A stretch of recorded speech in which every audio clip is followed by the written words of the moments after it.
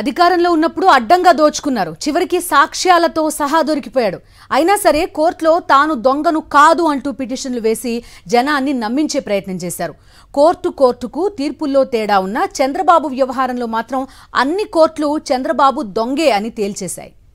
ఎన్ని తప్పులు చేసినా ఎంత దోచేసినా మనల్ని ఎవడు అడిగేవాడు లేడు, ఏ కోర్టు మనల్ని ఏమీ చెయ్యలేదని చంద్రబాబు ఆలోచన. అందుకే అధికారంలో ఉన్నప్పుడు వేల కోట్లు దోచేశాడు. తనకు సహజంగా వచ్చిన మేనేజ్మెంట్ థియరీతో గతంలో వచ్చిన కేసుల్లా ఈ కేసును కూడా ఈజీగా మేనేజ్ చేయవచ్చుననుకున్నాడు. స్కిల్ డెవలప్మెంట్ కుంభకోణంలో చంద్రబాబు అడ్డంగా దొరికిపోయాడు. 371 కోట్ల కుంభకోణానికి సంబంధించి షెల్ కంపెనీలకు ఎలా నిధులు మళ్లించాడో, వాటి నుంచి టీడీపీ కార్యాలయానికి ఆ నిధుల మళ్లింపు ప్రక్రియ ఎలా జరిగిందో సిఐడి పూర్తి స్థాయిలో సాక్ష్యాలను సేకరించిన తర్వాతే చంద్రబాబును అరెస్టు చేసింది. అరెస్టు చేసినప్పటి నుంచి తన మేనేజ్మెంట్ నైపుణ్యాన్ని బయటపెట్టాడు చంద్రబాబు. ఏదో ఒక రకంగా బయటకు వచ్చేందుకు చేయని ప్రయత్నం లేదు.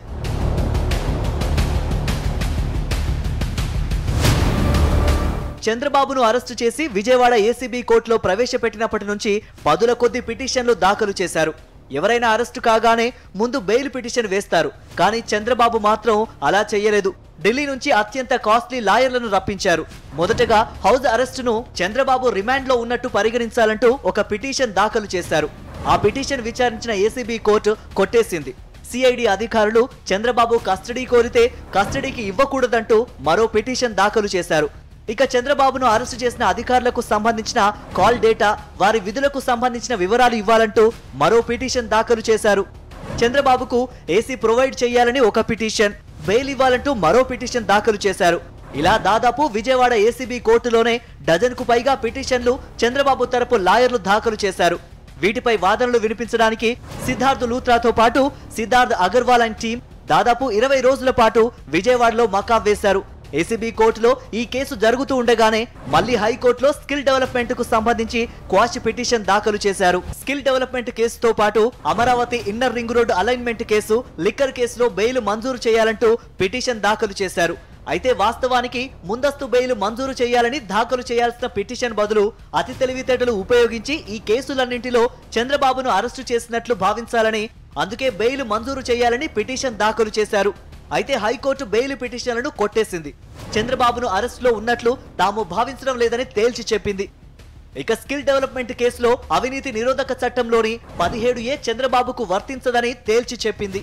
వాస్తవానికి కేవలం 17A సెక్షన్ పైనే విజయవాడ లోయర్ కోర్టులో వాదనలు వినిపించారు. స్కిల్ డెవలప్మెంట్ కుంభకోణం జరగలేదని, అందులో చంద్రబాబు పాత్ర లేదని ఎక్కడా కోర్టులో వాదనలు వినిపించలేదు. కేవలం సాంకేతికమైన విషయమైన 17A పైనే విజయవాడ ఏసీబీ కోర్టులో వాదనలు వినిపించి భంగపడ్డారు. అతని అరెస్టు ఏదైతే ఉందో దాన్ని అక్రమము అని చెప్పి మేము పేర్కొనలేము. అతను ఏదైతే అరెస్టును కొట్టివేయండి, నా మీద కేసు క్వాష్ చేయండి అని అడిగారో అది ఆ తీర్పుకి రిలీఫ్, ఆ విధంగా కోరిన రిలీఫ్ని ఇవ్వటం కుదరదని తీర్పులో పేర్కొనడం జరిగింది. జస్టిస్ అనిరుద్ధ బోస్ గారు వచ్చేటప్పటికి రిమాండ్ కోర్టు ఏదైతే ఇచ్చిందో ఆ రిమాండ్ కోర్టు ఇచ్చిన ఆర్డర్ని నాన్ ఎస్ట్ అని చెప్పలేము అని చెప్పి పేర్కొనడం జరిగింది. బేలా త్రివేది గారు అయితే 17A ఇతనికి వర్తించదు, 2018 ముందు జరిగిన నేరం ఇది, అట్లాంటి నేరాలకి 2018లో తర్వాత వచ్చిన అమెండ్మెంట్స్ ఇతనికి వర్తించవు, ఇతని అరెస్టు సక్రమమైందే అని పేర్కొనడం జరిగింది. అట్లాగే అన్ని నేరాలకి 17A వర్తించదని, అది నిజాయితీ పరులైన పబ్లిక్ సర్వెంట్స్ కోసం పెట్టిందే తప్ప ఆ యాక్ట్ ఉద్దేశము, ఆ యాక్ట్ ప్రకారము అందులో ఉన్న లూప్ హోల్ని తీసుకొని కొంతమంది రాజకీయ నాయకులు వారికి అనుకూలంగా వాడుకోవటం కూడా కుదరదు అని చెప్పి బేలా త్రివేది గారు పేర్కొనడం జరిగింది. జస్టిస్ అనిరుద్ధ బోస్ గారు కూడా 17A అతనికి వర్తించిన ఈ రాష్ట్ర ప్రభుత్వం గవర్నర్ పర్మిషన్ తీసుకొని కేసు ముందుకు వెళ్ళడానికి ఎటువంటి ఇబ్బంది లేదు అని చెప్పి పేర్కొన్నారు. చంద్రబాబు హైకోర్టులో కూడా ఇదే పరిస్థితిని కొనసాగించారు. తనపైన నమోదు చేసిన కేసును కొట్టివేయాలని చంద్రబాబు పిటిషన్ దాఖలు చేసినా తానెక్కడా ఈ కుంభకోణానికి పాల్పడలేదని గాని, స్కామ్ జరగలేదని గాని ఎక్కడా వాదనలు వినిపించలేదు. కేవలం హైకోర్టులో దాఖలు చేసిన పిటిషన్ పై కూడా 17A పైనే వాదనలు వినిపించారు. గవర్నర్ అనుమతి లేకుండానే చంద్రబాబును అరెస్టు చేశారని, ఇది రాజకీయ కక్ష అని ఆయన తరపు హరీష్ సాల్వే, సిద్ధార్థ్ లూత్రా, అగర్వాల్ ఢిల్లీ నుంచి వచ్చి మరీ వాదనలు వినిపించారు. అయితే హైకోర్టులో సిఐడి తరపున న్యాయవాదులు ఈ కుంభకోణానికి సంబంధించి పూర్తి ఆధారాలు ధర్మాసనానికి నివేదించింది. దీంతో చంద్రబాబు దాఖలు చేసిన క్వాష్ పిటిషన్ను కొట్టేసింది హైకోర్టు. 17A అనేది నేరానికి పాల్పడిన వారిని రక్షించడానికి ఉపయోగపడదని, అవినీతిని నిరోధించడానికి వర్తిస్తుందని తన తీర్పులో తేల్చి చెప్పింది. హైకోర్టు క్వాష్ పిటిషన్ను కొట్టేయగానే వెంటనే చంద్రబాబు లీగల్ టీం సుప్రీంకోర్టును ఆశ్రయించారు. ఈ రోజు గౌరవ సుప్రీంకోర్టు వారు చాలా స్పష్టంగా అరెస్టు సక్రమమే, దాని కాన్సిక్వెన్షియల్గా జైల్లో వారు ఖైదీగా ఉండడం కూడా సమంజసమే, ఇది చట్ట సమ్మతమే అని చాలా స్పష్టంగా తీర్పిచ్చిన తర్వాత justice her lordship గౌరవనీయులైనటువంటి Bela Trivedi గారు 17A ఈ చంద్రబాబు కేసుకి అప్లికబుల్ కాదు, they cannot take advantage of 17A అనే సాకు చూపించి 17A అనే అమెండ్మెంట్ చూపించి చట్ట వ్యతిరేక చర్యల నుంచి తప్పించుకోవాలా అని చేసిన ప్రయత్నం ఈరోజు విఫలమైన దానికి చాలా సంతోషిస్తున్నా, చాలా గర్వంగా చెప్తున్నా. ఇప్పుడు దాకా చేసినటువంటి గోబెల్స్ ప్రచారం ఈ ప్రభుత్వం మీద బురద జల్లి, మా మీద జల్లి, ప్రతి వ్యవస్థ మీద అనుక్షణం వ్యవస్థల మీద బురద చల్లుతున్నటువంటి పరిస్థితుల్లో మాకు తెలుసు న్యాయం గెలుస్తుంది. సుప్రీంకోర్టులో కూడా 17A పైనే సుదీర్ఘమైన వాదనలు జరిగాయి. సుప్రీంకోర్టులో కూడా తన పాత్ర లేదని చంద్రబాబు తరపు న్యాయవాదులు వాదనలు వినిపించలేదు.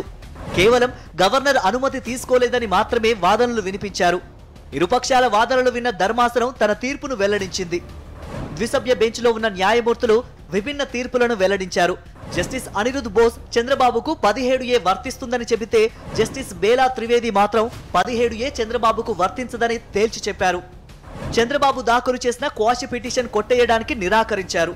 జస్టిస్ అనిరుద్ బోస్ గవర్నర్ అనుమతి తీసుకుని కేసును కొనసాగించుకోవచ్చునని తెలిపారు. చంద్రబాబును రిమాండ్కు పంపుతూ ఏసీబీ కోర్టు ఇచ్చిన ఆదేశాలను సమర్థించారు. 2018 తర్వాత జరిగిన నేరాలకు మాత్రమే 17A వర్తిస్తుందన్నారు.